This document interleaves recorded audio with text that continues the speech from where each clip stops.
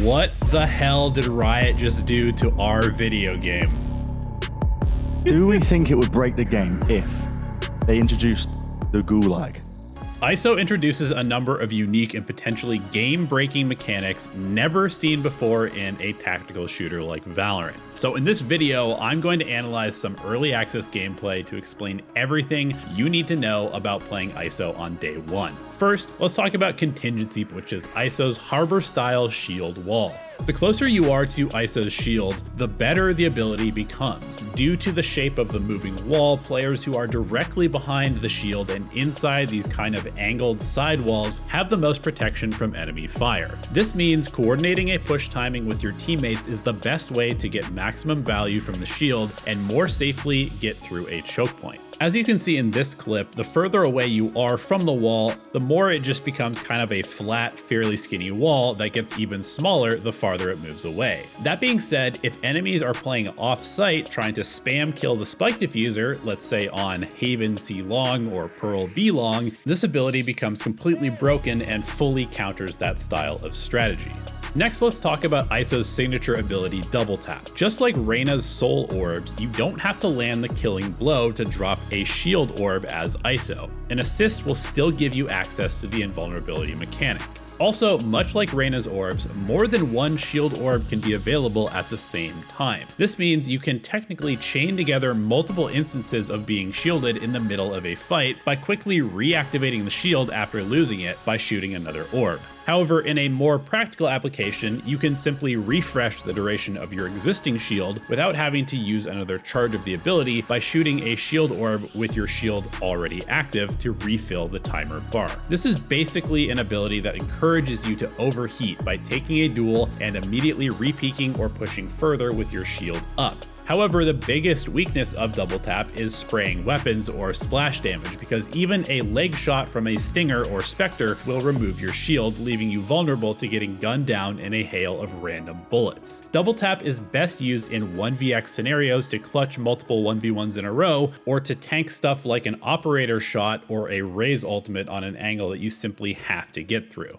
Okay, now let's talk about the Gulag. ISO's ultimate ability is getting all of the hype because of just how absurd the mechanic is. Ripped directly from the Call of Duty lobbies, I think this is one of the more interesting ways to counter players on a long angle. Not only can you almost immediately remove them from holding a powerful sightline, but because Kill Contract freezes the location of both players, even if you lose the 1v1 duel in the arena realm, by the time the enemy returns to their normal spot on the map, your allies can have rushed up to their position and instantly trade them like they're coming back out of a Phoenix ultimate. I think this ability is especially insane against operators or players that are camping a hard to clear angle with a judge, because whatever weapon each player has on the real map is what they're going to have in the 1v1 realm. So it should be super easy to take this duel with a Phantom or Vandal against these more powerful but situational weapons. Notice how Shazam rushes the player with the operator to make the shot way harder to hit, and just imagine somebody with a judge all the way on the other side of the arena just getting absolutely mowed down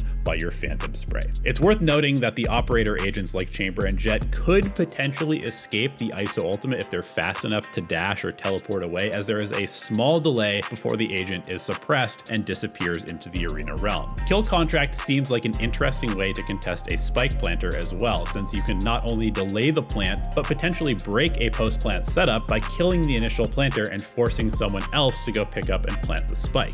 Another important mechanic about Kill Contract is that it applies suppression to both agents, which means that you can cancel a Raze ultimate as they fly into a site, or snipe a Sova who is using their Hunter's Fury in response to their first shot, revealing their location. Overall, this ability seems like a really interesting way to counterplay key enemy ultimates. For example, if you know the attackers are going to execute on your site with a Breach or Killjoy ultimate, you could potentially preemptively try to duel that agent, taking them out of the round by shooting Kill Contract to the standard locations for those ultimates to be used. As you can see on the minimap, the catch range for this ability is quite large and goes through walls, so it's very easy to hit, especially if you use info utility first to confirm enemy locations. Undercut is ISO's least talked ability because it's kind of just another boring piece of combo utility. It's a quickly traveling projectile that applies vulnerable to anybody that it hits and moves kind of like an Omen Paranoia but much faster. faster. Its best uses will probably be to get surprise kills on somebody trying to defuse or plant a spike when you use it in combination with something like a shock dart or a raise nade, because you can throw it through a wall and instantly apply that vulnerability. It could also be a pretty decent equalizer on eco rounds where you rush a site behind your bulletproof wall and then throw the vulnerable right before popping out to mow down enemies instantly at close range with stingers and frenzies. My first impression is that ISO is more of an initiator style agent that pairs best with other initiator class agents to combo utility for high impact pushes for aggressive map control. Anytime I see vulnerable on an agent, I immediately think of pairing it with Sova and Raze, and though it's hard to immediately determine what maps ISO is going to be viable on, I would guess that those with long, hard to push sightlines such as Haven, Pearl, maybe even Icebox could be maps where people will experiment